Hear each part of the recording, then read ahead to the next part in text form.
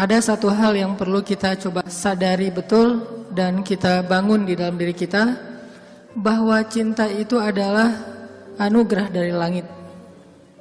Cinta itu adalah anugerah dari langit.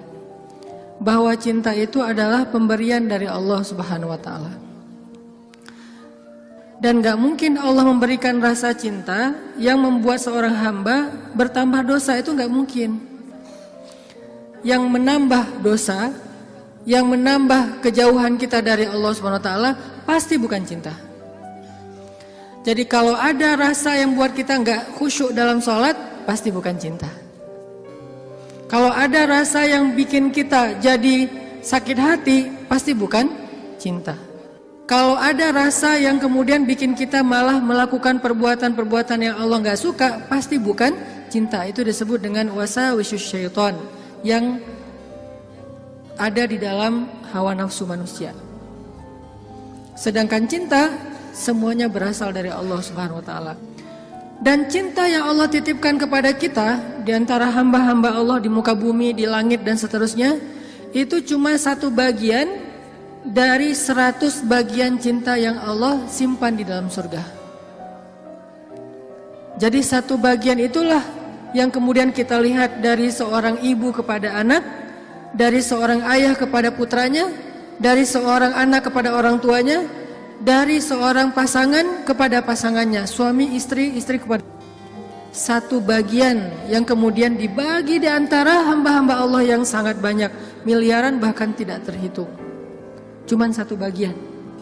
Satu bagian itu kita udah bisa ngelihat pengorbanan seorang suami yang luar biasa. Kayak misalnya teman-teman yang nge-follow Rumah Teduh Sabadiin, ada seorang anak ngerawat ibunya. Dia di detik-detik terakhir sebelum ibunya wafat, dia bacain Yasin, dibacain Al-Quran, dia pijat-pijat ibunya, dia belai ibunya, dia penuhi semua hak ibunya.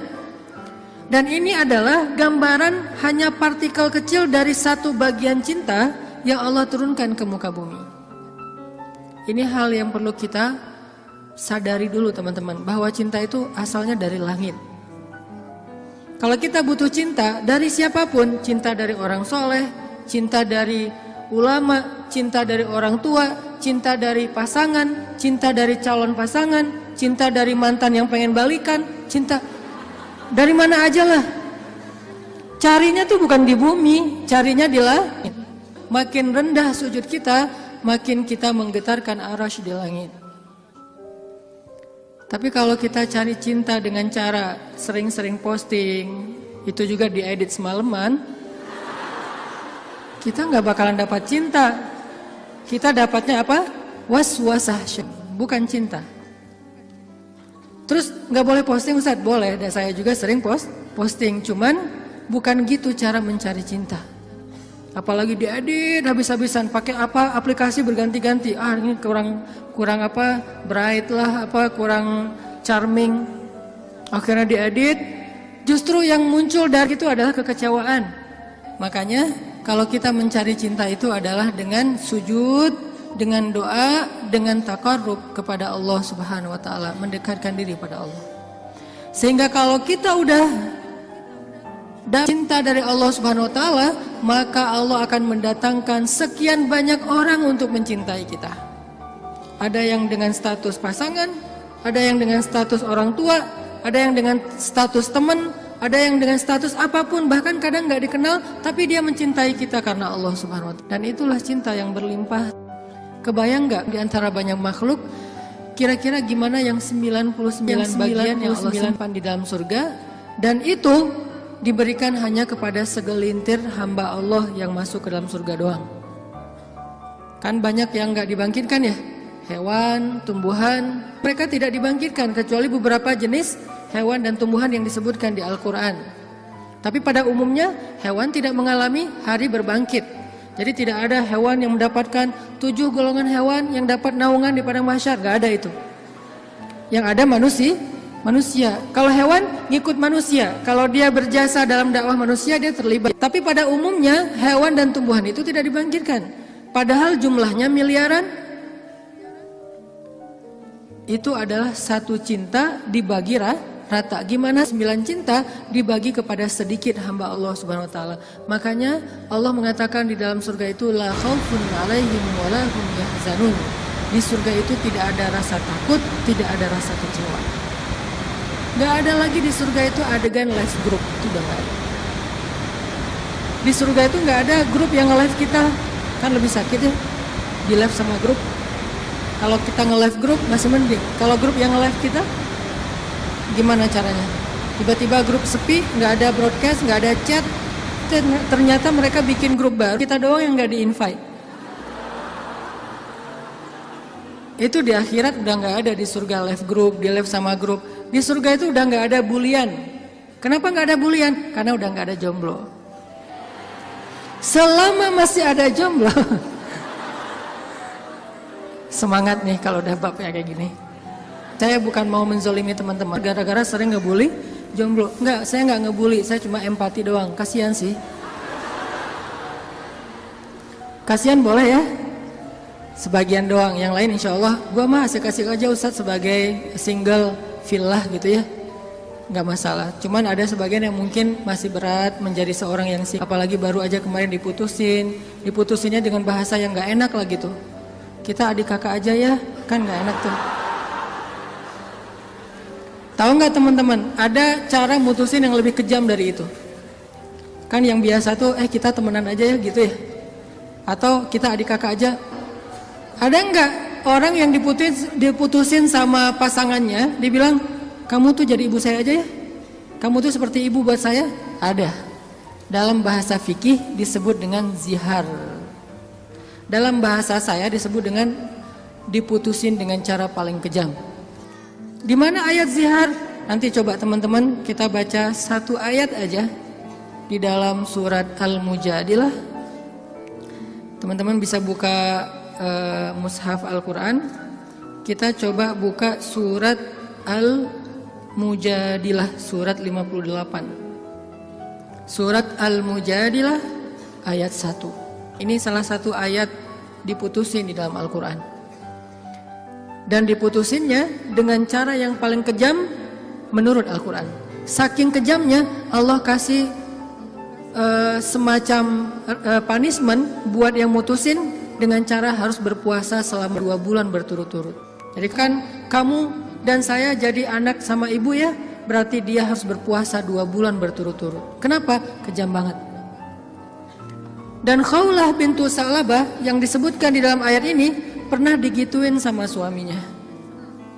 Dulu ketika dia masih muda, suaminya meminang dia, menikahinya. Setelah Khawlah menjadi tua, suaminya kemudian jadi marah-marah kepada Khawlah dan mengatakan, pokoknya buat saya kamu itu seperti ibu. Ini bahasa zihar kalau dalam bahasa fikih. Atau diputusin kalau dalam bahasa kita. Diputusin oleh suami sendiri dengan kata-kata, kamu itu seperti ibu buat saya. Akhirnya Khawlah bintu Sa'labah sedih banget. Khawlah sedih luar biasa, tapi dia penasaran maksud kata-kata suami saya apa. Maksudnya saya udah haram buat dia selama-lamanya atau itu tidak berlaku. Akhirnya Khawlah datang kepada Rasul. Ya Rasulullah, dia japri Rasul. Dia bilang, ya Rasul, saya diginiin sama suami saya. Kata suami saya bahwa dia buat saya itu, saya seperti ibu bagi dia, di capture. Apakah ini berarti saya sudah haram buat suami saya ya Rasul? Kata Nabi, ya wahai Khawlah, sudah haram. Akhirnya Khawlah sedih banget. Cuman Khawlah kalau sedih gak mau pakai emotikon nangis kepada orang lain. Emotikon nangisnya hanya kepada Allah Subhanahu wa taala. Disebut dengan watashtaki ilallah, curhat kepada Allah. Dia tidak curhat perasaannya kepada makhluk.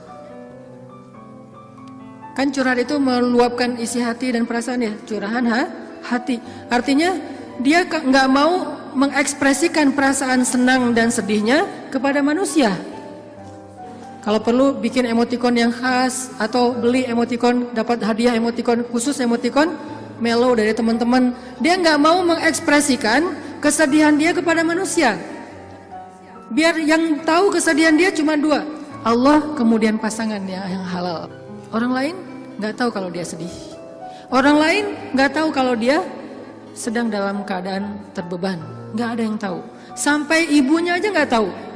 Ayahnya aja nggak tahu, temennya nggak tahu, gengnya tuh nggak tahu, geng SMP, SMA, SD nggak ada yang tahu.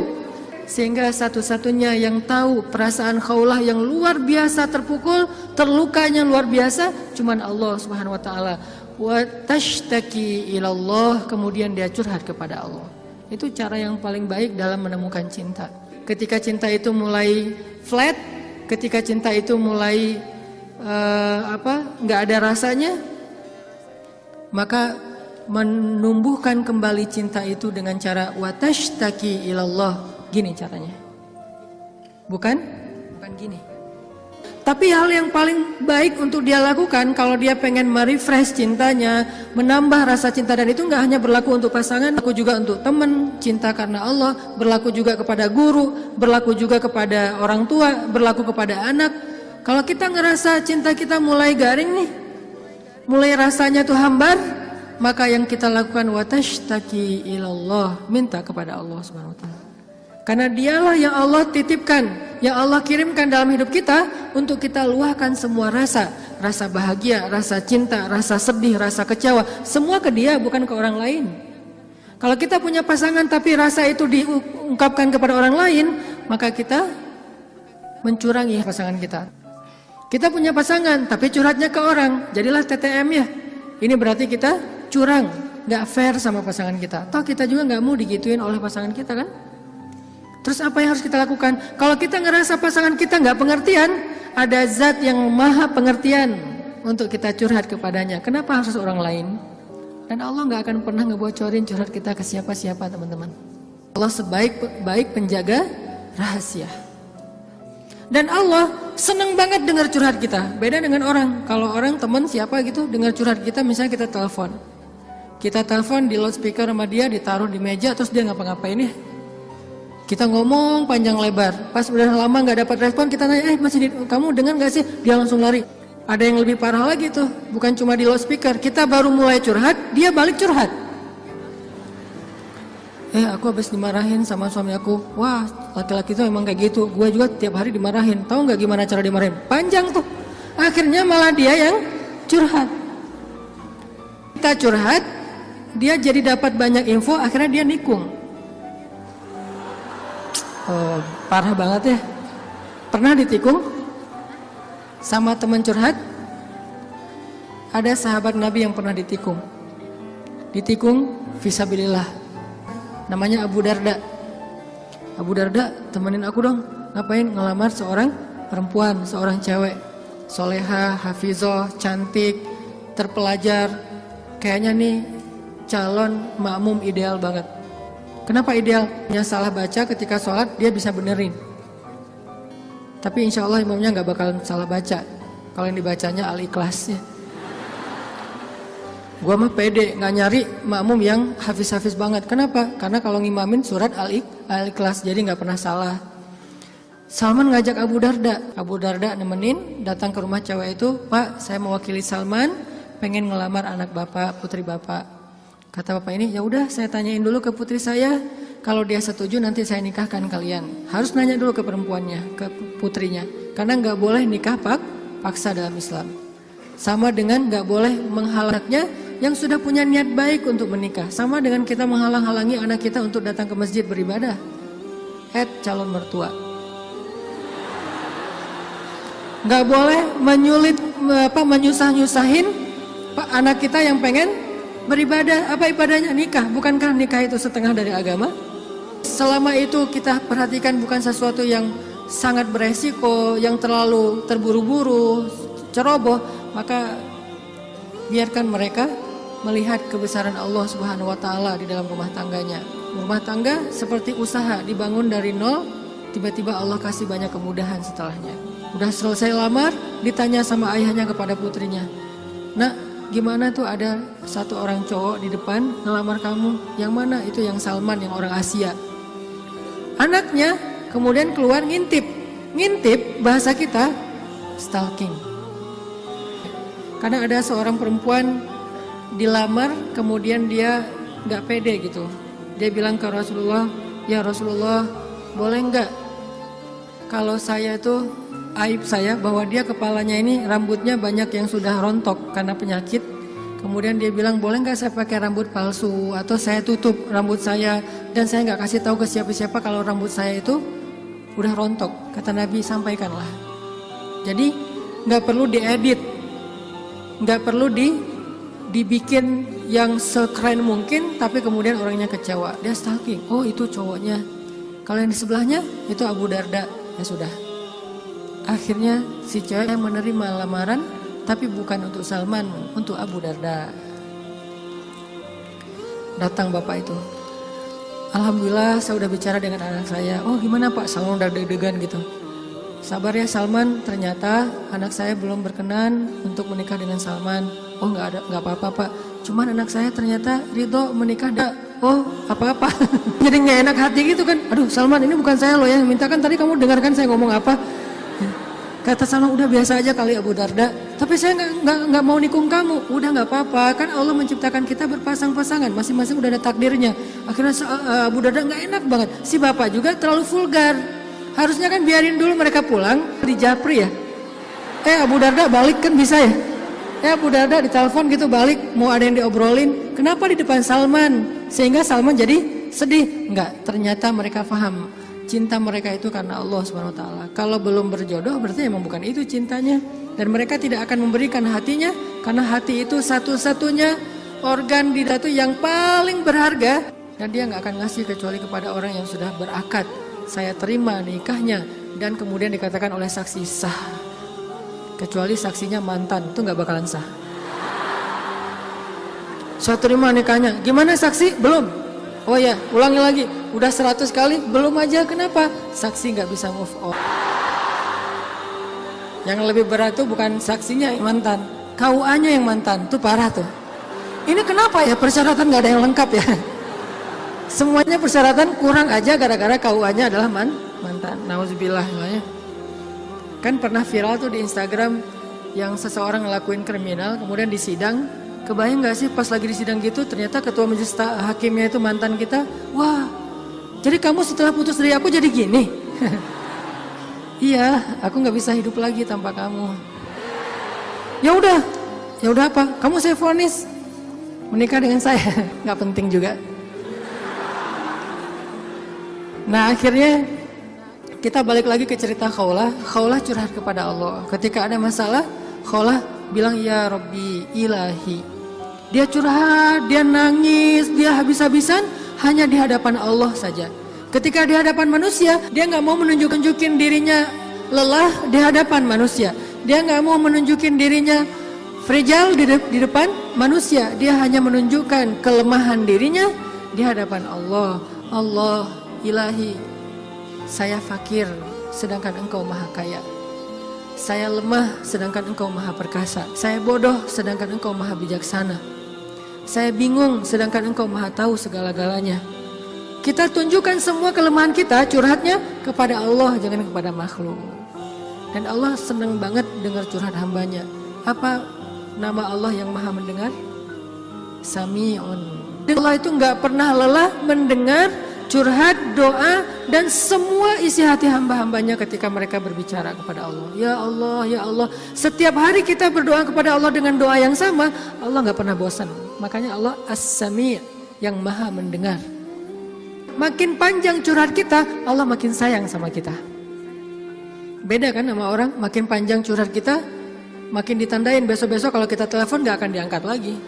Pura-pura sibuk lah, terus kalau kita WA, japri gitu nggak dibaca-baca, pura-pura tadi tinggalan handphonenya apa segala macam. Karena gitu kita mau curhat, bukannya Allah mendengar doang, malah Allah mendatangi kita.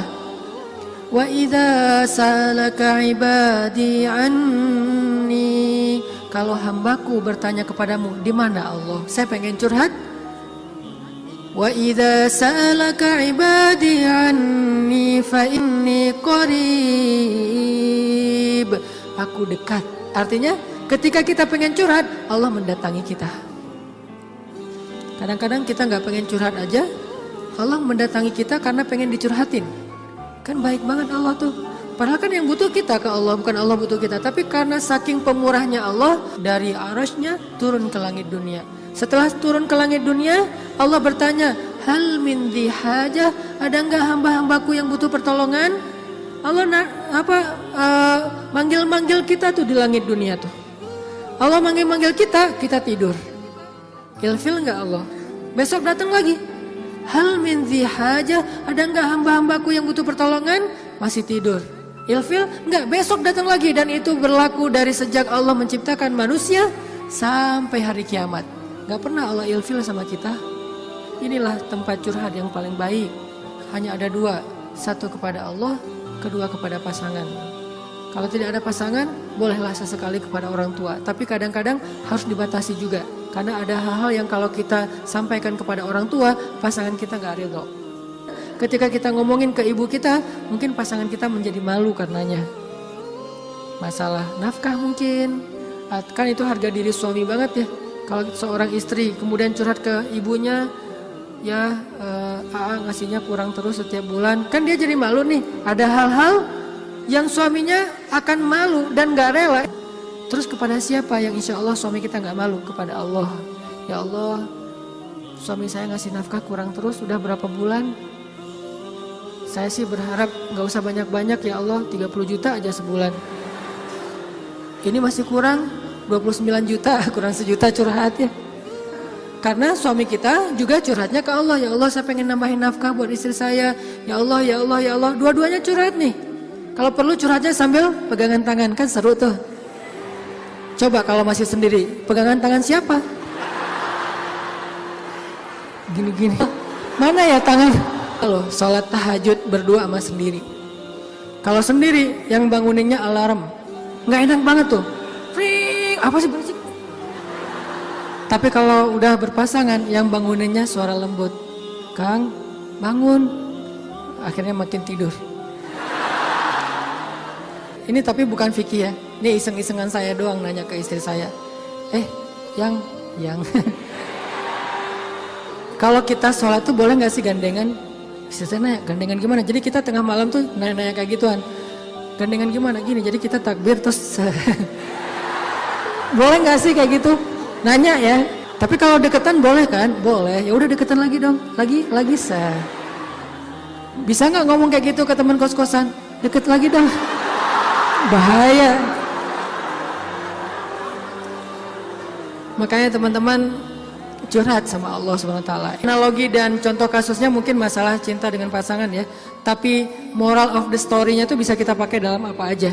Karena kita punya masalah bukan cuma dengan pasangan, bukan cuma dengan teman, tapi kita punya masalah dalam pekerjaan, dalam apa aja. Pokoknya mau curhat ke langit. Karena Allah selalu menunggu kita curhat. Yang di seluruh bumi juga makhluk-makhluk Allah selain jin dan manusia setiap hari berdoa kepada Allah. Masa kita nggak mau berdoa?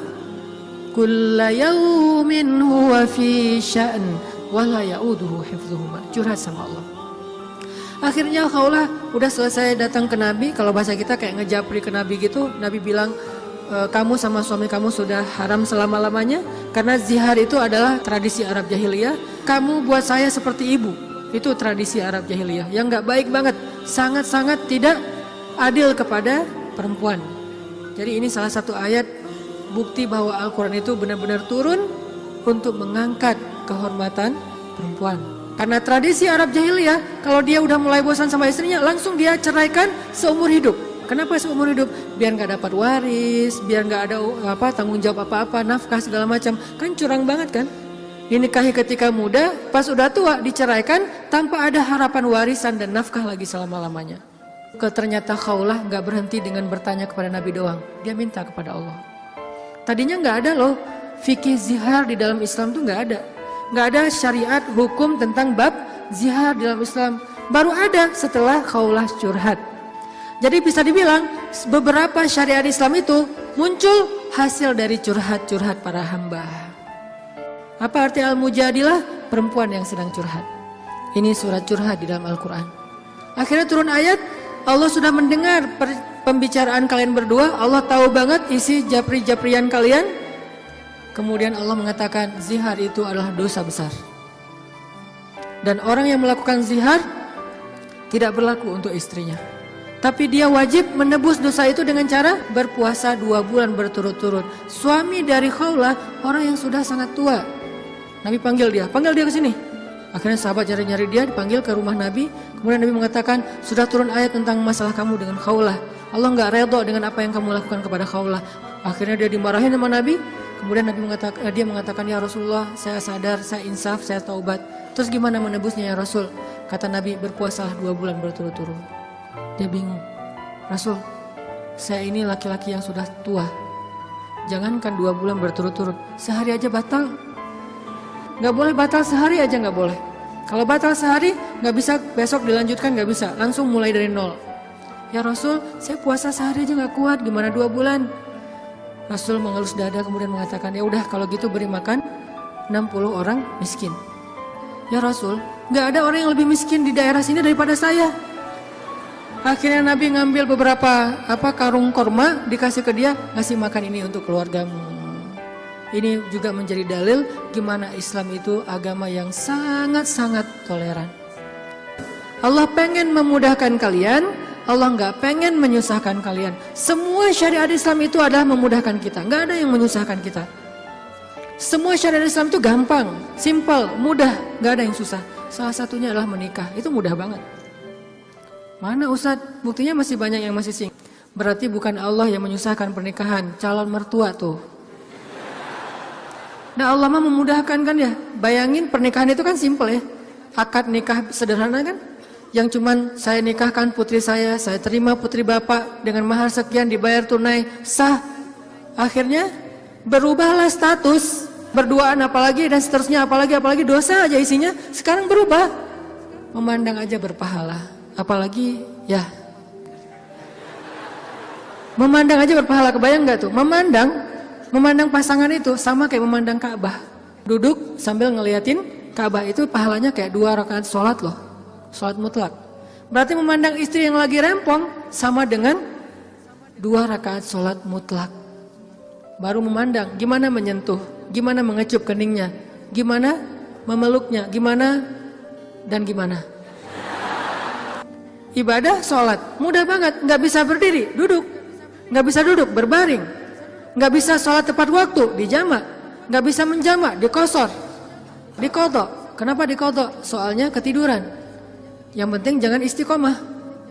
Masa mengkodok istiqomah ya? Jam 9 pagi, sholat apa itu? Kodok subuh. Sekalian dijamak dengan duha. Istiqomah, udah setahun kayak gitu. Nah ini. Kayak misalnya kita pulang malam, belum isya nih. Tadi pas isya, pas lagi di jalan macet-macetan, sampai di rumah capek banget, mandi segala macam, makan, akhirnya ketiduran. Lupa kalau kita belum sholat isya, bangun-bangun subuh, oh iya ya semalam saya belum isya. Gak apa-apa, lakukan ketika kita ingat. Karena itu lupa atau gak sadar atau gak tahu ilmunya. Balik lagi, akhirnya Allah turunkan ayat untuk ngebela Khawlah bintu Sa'labah. Kenapa? Curhat kepada Allah. Jadi butuh cinta, butuh ditambahkan rasa cinta, butuh diharmoniskan perasaan cintanya, minta kepada Allah karena cinta itu dari Allah Subhanahu wa taala, bukan dari makhluk. Hati kita itu ada di antara jemarinya Allah, ada di dalam genggamannya Allah. Kadang-kadang kita sendiri nggak berkuasa untuk nolak apa yang diinginkan oleh hati kita sendiri loh. Dan saya ngebuktiin banget, saya sering bilang saya itu bukan tipe istri saya banget. Ada 4 hal yang istri saya nggak mau, 4-4-nya ada di saya. Ketika sebelum ketemu saya, pokoknya saya nggak mau ini. Aduh, nggak mau banget deh, nggak banget deh. Makanya jangan gampang nyumpahin ya. Nanti malah dikasih seperti yang kita sebutin. 4 hal yang saya nggak pengen banget ada suami saya yang 4 ini. Ternyata pada diri saya ada 4-4-nya. Ya Allah, tundukkanlah hatinya untukku, C. Ditundukkan. Kok saya nggak bisa nolak kamu? Ya. Kuat-kuatan doa kan? Dia berdoa, ya Allah please jangan orang itu, ya Allah please yang dia. Kuat-kuatan doa, ya Allah jangan orang itu please, jangan orang itu, ya Allah please dia aja, jangan yang lain. Ustadz dilawan ya. Doa. Jadi minta sama Allah itu gampang banget loh. Hidup kita tuh cuma masalahnya cuma gini doang. Buat saya hidup saya itu modalnya bukan duit, bukan teman, walaupun itu semuanya penting dan berharga, tapi modal paling penting dalam hidup saya itu ini. Makanya saya nggak mau sama sekali menggadaikan doa dengan makanan yang syubhat dan haram, nggak mau saya. Misalnya jalan ke luar negeri kayak kemarin New Zealand, Jepang yang muslimnya minoritas kan susah nyari makanan halal tuh. Mending lapar daripada saya akhirnya mencari-cari alasan, ini kan darurat kan udah nggak ada pilihan segala macam. Ini kan makannya ikan tapi kan satu minyak dengan makanan yang nggak halal. KFC kalau di luar negeri itu halal. Mungkin kalau di Singapura McD KFC-nya udah ada label halal. Tapi kalau di beberapa negara yang lain nggak ada label halal. Walaupun ayam kan bukan babi Ustaz, bukan pork. Tapi kan dia nggak disembelih dengan nama Allah. Saya nggak mau. Pengen ngerasain gimana ya rasanya ayam goreng di mana gitu, ayam kriuk di mana, dia beda dengan di Indonesia. Tapi kan itu bahayanya bukan masalah hal haram, menggadaikan doa kita. Begitu kita makan, kenyangnya cuma sebentar, nanti juga udah lapar lagi, tapi doa kita ditolak 40 hari 40 malam. Dimana kalau pas lagi di luar negeri, terus kita ada masalah di imigrasi pas di bandara, kita berdoa gimana cara Allah akan mengabulkan? Kenapa? Modal kita dalam hidup tuh doa banget tuh. Saya ngerasa banget banyak keajaiban dalam hidup gara-gara berdoa. Bukan berarti saya udah soleh ya, bukan. Allah yang maha baik. Minta, ya Allah saya lagi butuh ini. Jadi duit kita teman-teman ada di sisi Allah. Jadi gak usah khawatir, tinggal minta. Teman-teman khawatir gak nyimpan duit di bank? Gak khawatir kan? Uang ada di bank 1M. Tenang kan? Kenapa kok tenang nitip uang 1M kepada manusia, tapi nggak tenang menitipkan harta itu kepada Allah? Ini nggak fair nih imannya nih. Kalau Allah lebih dahsyat daripada kartu dan buku rekening apa? Allah tidak pernah ingkar janji. La yukhliful mi'ad. Allah lah yang memberi kalian rezeki. Allah lah yang menjamin untuk kalian hidup. Sehingga buat saya pribadi, saya tuh orang kaya. Uangnya di mana Ustaz? Di Allah. Saya tuh orang kaya, punya banyak aset. Mana asetnya? Allah yang tahu, saya nggak tahu. Tapi Allah tahu. Kan gitu kan, sederhana sebetulnya. Gampang banget, duit ada di Allah. Sama kayak orang bilang, saya banyak duit, alhamdulillah sekarang ada beberapa ratus juta. Di mana? Di bank. Aman? Enggak. Walaupun kita merasa nyaman, tapi nggak aman. Kalau di Allah, kita nggak merasa nyaman. Padahal itu yang paling aman. Tapi kan nggak ada wujudnya Ustaz. Emang di bank ada wujudnya? Tapi kan nggak ada bukti apa-apa segala macam. Apakah Allah pernah ingkar janji? Nggak pernah. Tapi nariknya gimana Ustaz? Kalau ke bank kita tinggal datang ke tellernya, kita minta. Kalau ke Allah lebih gampang, nggak perlu macet-macetan ke teller, nggak perlu ngambil nomor antri, tinggal gini doang. Lebih mudah. Nggak ada tapi untuk Allah. Tapi itu hanya berlaku buat kita. Sebaik apapun kita ada tapinya. Tapi kan dia juga manusia. Minimal. Kalau enggak, tapi kan dia enggak jujur, tapi kan dia jahat, tapi kan dia curang. Kalau dia orang baik, tapi kan dia manusia. Tetap ada kurangnya kan? Kalau Allah enggak ada tapinya. Allah enggak akan memberikan harta karena kekurangan. Allah maha kaya. Allah terlalu sibuk. Allah maha kuasa. Allah enggak dengar. Allah maha mendengar. Allah misalnya enggak melihat. Allah maha menyaksikan. Apa sih yang kita persoalkan dari Allah? Tinggal gini doang. Tapi saya udah sering gini gak didengar sama Allah. Berarti kita gak punya kontrak. Kontrak itu udah kita batalin dengan makanan yang haram. Kontrak itu udah kita batalin dengan memutuskan silaturahim. Kontrak itu udah kita batalin dengan berburuk sangka kepada Allah. Itu kan yang membatalkan kontrak. Begitu kita berburuk sangka kepada Allah, apa sih maunya Allah nih? Ya Allah please tolong saya dong. Tapi ngomongnya apa sih maunya? Allah batal kontraknya. Harusnya kita mengatakan, ya Allah bantu saya ya Allah.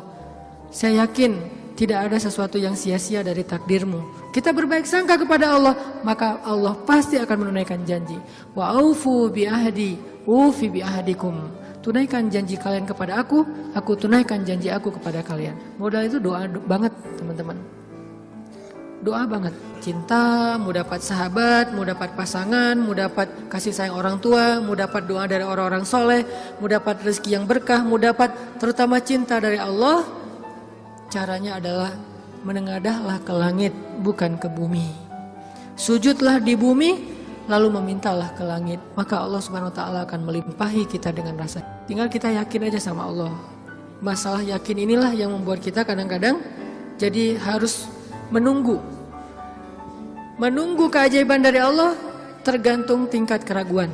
Makin besar ragu kita, makin lama kita menunggu datangnya pertolongan Allah. Makin kuat keyakinan kita, makin cepat datangnya pertolongan Allah. Orangnya soleh banget, imannya pasti kuat tuh. Tapi dia belum ditolong aja sama Allah. Nah, berarti kita belum paham cara Allah menolong kita. Allah nolong kita itu dengan dua cara teman-teman. Pertama, pertolongan UGD. Apa yang dilakukan Allah? Allah akan menolong hati kita terlebih dahulu. Bukan masalah kita diangkat, hatinya yang dikuatkan. Itu pertolongan Allah. Tapi diuji oleh Allah dengan sakit, dengan kemiskinan. Kok Allah nggak mendengar doa dia? Nggak, Allah mendengar doa dia. Terus apa bukti pertolongan Allah? Allah nggak langsung ngasih dia duit, sembuh dan segala macam, bukan. Allah kuatkan hatinya sehingga kita nggak habis pikir, kok dia bisa bertahan ya dengan kondisi kayak gitu. Kok dia tetap bisa bahagia ya dengan keluarganya dalam kondisi kayak gitu.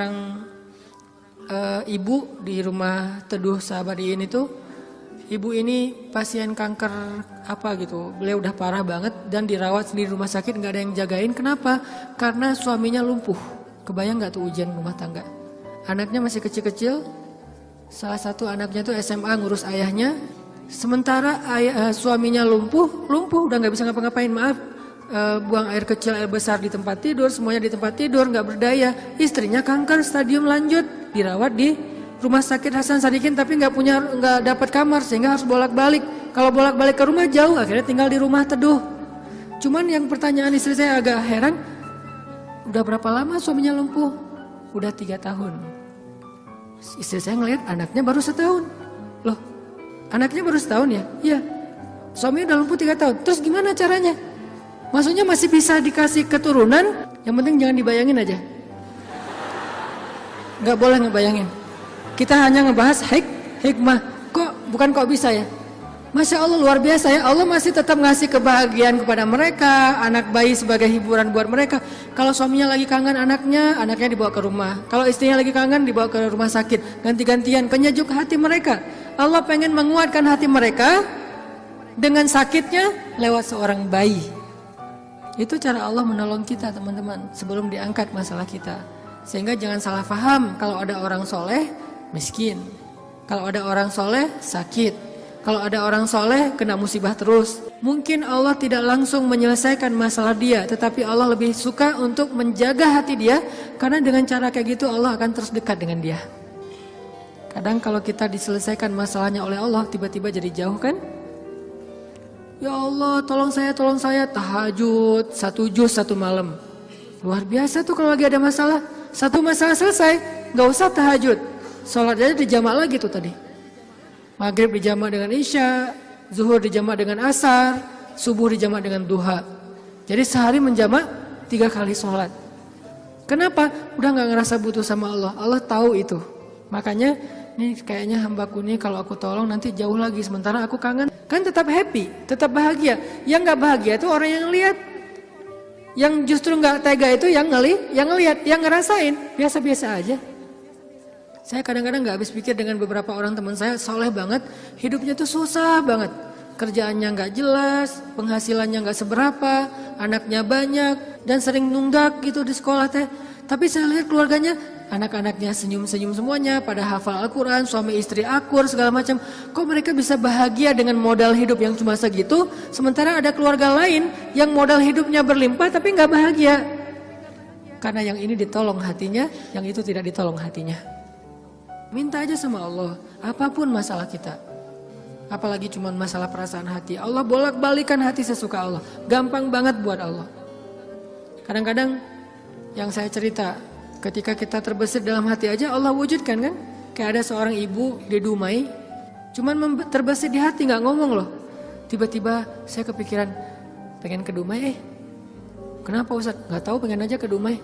Akhirnya kita ngumpulin tuh daftar yang ngundang di seluruh Indonesia, terus kita yang nentuin mau kemana. Ke Dumai Akhirnya nentuin beli tiket ke Dumai, walaupun sebetulnya jadwalnya tuh rush banget loh. Jadi jadwalnya tuh sangat padat, tapi bela-belain ke Dumai. Kenapa? Allah yang menuntun hati saya, menggerakkan hati saya untuk datang ke Dumai. Begitu saya sampai di Dumai, ternyata Allah men-setting beliau yang menjemput kita di bandara, lalu satu mobil, kata beliau, inilah batin saya sebulan yang lalu. Allah ngasih bukan cuma di sebuah taklim, satu mobil bisa curhat masalahnya. Bukan saya soleh, bukan, dianya yang solehah. Allah yang maha baik. Dan kita bisa banget. Jadi kalau orang bisa datang ke kita lewat doa, berarti jodoh juga bisa datang ke kita lewat doa. Tinggal kuat-kuatin aja doanya kayak tadi. Saya pernah satu raudhah dengan seorang calon pejabat ya. Satu raudhah, dia lagi umroh, saya juga lagi umroh. Kita satu karpet hijau tuh raudhah.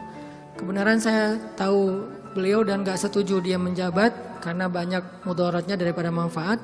Dan saya tahu karena mau menjabat waktu itu, dan saya tebak-tebak aja nih kayaknya doanya supaya dia dipilih nih.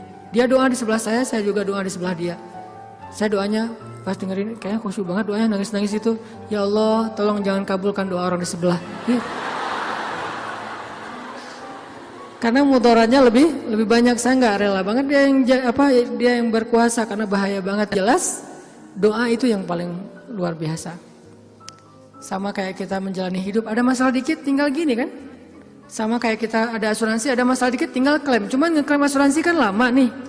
Kita harus bayar 200.000 dulu, kita harus ada prosesnya dulu. Kalau ke Allah, kenapa kita ngeluh? Kok lama banget ya Allah, kok lama banget? Enggak, kalau kita yakin akad kita dengan Allah di sini. Makin kuat di sini, makin cepat Allah menolong kita, dan itu ajaib banget. Saya nolak kalau misalnya Allah mau mendatangkan sesuatu dalam hidup saya, gimana pun ditolak tetap akan datang. Tetap akan ketemu. Alam yajidka yatiman fa'awa wa wajadaka dhallan fahada wa wajadaka ailan fa'aghna. Itu yang jadi modal kita. Bukankah dulu kita pernah ngalamin masa-masa sendiri kemudian Allah beri kita keluarga, masa-masa ketika kita bingung Allah beri kita petunjuk. Fa'ammal yatima fala taqhar wa ammas sa'ila fala tanhar wa amma bi ni'mati rabbika fahaddis. Apa maksud wa amma bi ni'mati rabbika fahaddis?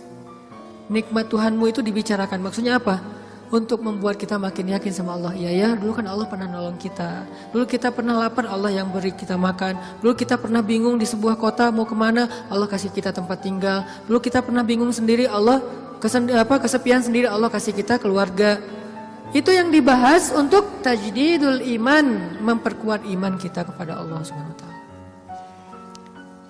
Jadi kesimpulannya teman-teman, bahwa kita butuh apa aja mintalah sama Allah, termasuk cinta. Jangan begging kepada manusia, karena itu akan menjatuhkan harga diri kita. Kalau mau begging, mengemislah kepada Allah Subhanahu wa taala. Makin kita mengemis kepada Allah, makin Allah angkat derajat kita. Makin mengemis makin mulia. Kalau ke manusia makin mengemis makin hina. Mudah-mudahan ini menjadi booster buat kita, bukan hanya dalam masalah pernikahan, tapi juga dalam semua masalah hidup kita. Dan la tahzan, innallaha ma'ana. Gak usah khawatir, jangan sedih, jangan putus asa. Allah itu selalu bersama kita. Kenapa kita tidak mengandalkan ini dalam hidup kita?